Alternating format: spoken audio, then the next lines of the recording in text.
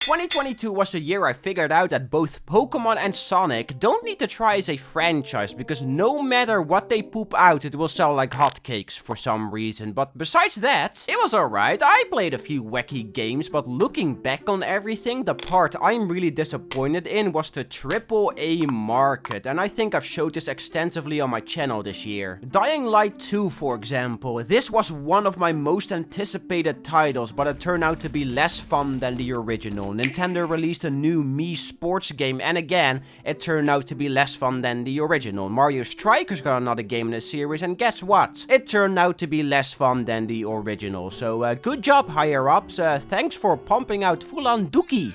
Yay! Kirby and the Forgotten Land was a cute little game. Scorn was goddamn beautiful, but it kind of floundered it on the gameplay. The whole game is basically just this gif. That's Scorn for you. Overwatch 2?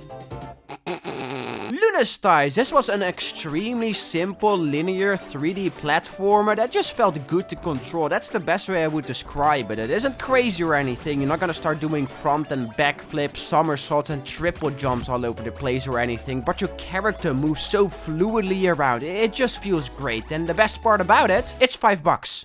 That's a goddamn steal. Iron Lung was an extremely simple yet effective horror game about exploring a lake full of blood with 4 buttons, and it also had a jump scare that got me pretty good. Risk of Rain had a cool DLC, Bugsnax had a cool DLC, Resident Evil 8 had sort of a cool DLC, not really, and goddamn Little Inferno, a game that came out in 2012 on the Wii U, got a DLC randomly. Like, what? Why? Why is it Christmas themed? What's the point of this? Why do you exist? Helpeye had a cool idea for movement by making you swing around like a monkey. There was a game where you had these line puzzles, which weren't even functional, and that was the entire game. MacPixel 3 brought back that chaotic, no substance humor by just being a stupid little game, and Pokemon Legends Arceus finally tried to do something new, and it kinda worked out, I guess, but the whole game was infested with an insane amount of boring tutorials and an extremely uninteresting narrative that makes you fall asleep quicker than a lullaby. It's pathetic, but when it worked out, it was kind of fun, but it's Pokemon, you know, it's just like, ugh. And here are some other titles I played this year. They were kind of fun, I guess. Whatever. List time. Roller Drome looks extremely simple on the surface until you start playing it. And you figure out that this game doesn't mess around. It's such a hardcore, unforgivable skating game where you perform tricks while shooting a bunch of goofy goobers to increase your score multiplier. This title will piss you off, it will frustrate the hell out of you, but once you get into a groove, once you figure out how it all works, you start to feel untouchable.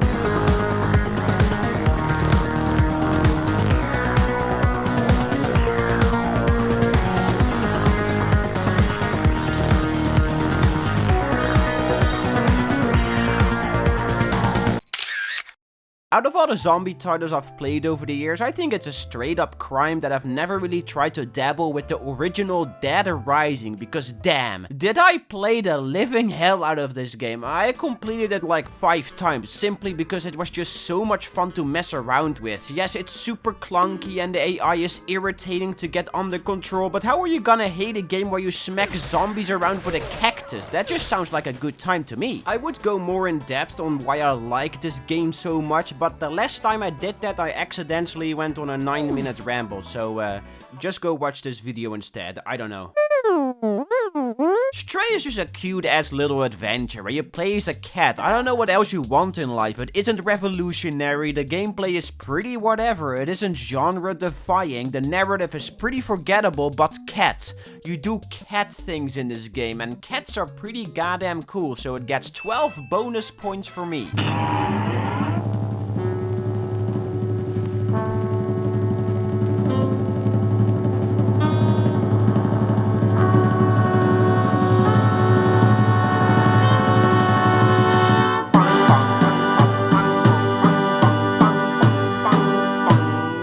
game slaps, it's so good. Every aspect of Cuphead is just fine-tuned to goddamn perfection. The bosses, the animation, the themes and world building, the characters, everything, okay? Even the weaker parts are straight up fire, but the only reason why I'm putting Cuphead on this list is because of the DLC, the delicious last course. This is a new high for downloadable content, up there with Repentance and Black Ops Zombies. It doesn't deliver on the quantity area, but you find it hard to look for a DLC that has this much time and effort put into it. Holy damn, did they go out with a bang.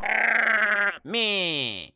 This one was kind of fun, but at the same time I am a bit disappointed in Cult of the Lamb. I was really looking forward to this title, like really looking forward to it, hoping for it to be the next big roguelike hit that would just suck me in and hold me hostage, and it did turn out to be fun. It's quality, but the roguelike element feels so diluted and just straight up weak. I had a blast making my little cult, naming all my stupid followers, but it could have been so much more. I'm really hoping those upcoming updates they promise can expand on it, because they got a good ass foundation going.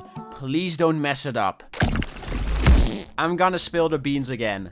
I like this game. I like this game quite a lot. It's a fun title. I understand that this form of comedy is not for everyone, but I personally really enjoyed it. Plus the actual gameplay is pretty well thought out and the shooting is fun. There's a little depth to the combat. There are some cool combos you can perform. The weapon mods allow you to customize your weapons a bit. It's a charming little game with a lot of comedic moments sprinkled throughout. It might not be for everyone, but again, I highly recommend it if you're even slightly curious.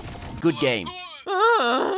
Do you like screaming? Because this is a game all about screaming. If you've ever played BPM before, you know exactly what to expect with Metal Hellsinger, but instead of being weirdly mixed in within a roguelike, which I'm kinda icky about, this is just a straight up boomer shooter where you shoot onto the beat while head-banging along some sick metal music, and the rhythm of it is enthralling. You have a couple of weapons to choose from, some challenges to muck around with, and all of it is great. The only downside I can name is that it feels short, too short for its own good, but even then, man, does this title just feel good to play. When I played Stray in July of this year, I thought it was the cutest game ever created. Then I played the Little Gator game in December and I went, okay, so this is actually the cutest game ever created, because you can ragdoll around as a little baby gator that you named Balls McGee because it was funny. What else do you want in life? Unlike every other game on this list, Little Gator game is a lot more relaxed to play. There aren't any massive stakes at play. Your goal isn't to save the world as a random cat for some reason. You just ragdoll around as a gator, make friends, and try to get the attention of your sister who's just secretly playing RuneScape on the swing. It's so adorable. This game is the definition of a warm hug. It's cute, it's sweet, it's delightful, it's a Lil Gator game, and it's just amazing. We all knew this one was gonna be on the list. Hello Neighbor 2 is a masterclass in game design, from the graphics to the amazing AI, the breathtaking animation and the godly gameplay. This is a new high in gaming. Okay, I'm just kidding. It's Elden Ring. Of course it's Elden Ring. How are you going to have a top 10 games of 2022 list without Elden Ring? The thing that I appreciate the most about this title is that it manages to continuously surprise you with something, a boss, a new area, a weapon, a flask upgrade, a bonfire, some new armor. There is so much crap crammed into this world to the point that your jaw just drops onto the ground and breaks because of how overwhelming it all is. This is a big ass game, okay, and it was definitely worth the almost 1,000 day long wait. What an absolute banger. I've played a lot of indie FPS games this year, but the one that really stuck out to me was Neon White. I absolutely love watching speedruns of games. Seeing people take a title and just completely break it beyond belief, it is impressive to say the least. The only problem with this is that it is something I would just never be able to properly do because it takes a buttload of time to get the hang of, but Neon White takes that speedrunning concept and makes it actually possible for a random loser like me without feeling overly complex and overwhelming. I mean, have you ever seen a Mario 64 speedrun or a Celeste speedrun? Minecraft Getting Over It, Portal 2? It's insane what they do to these titles. The strategies and frame perfect skips make my head just spin for hours. Don't get me wrong, there are still some crazy movement tricks you can do in Neon White that I will never be able to do in a million years, but it manages to make speedrunning fun and accessible without the need to watch dozens of tutorials or having to use third-party tools, and it's fun trying to beat your score. It's fun as hell, and that's why I'm giving Neon White the dumb little loser trophy of 2022.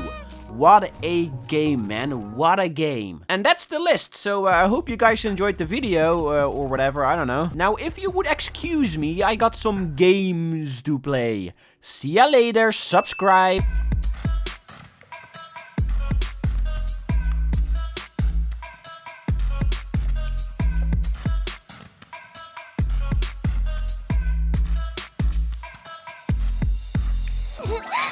Mr. White?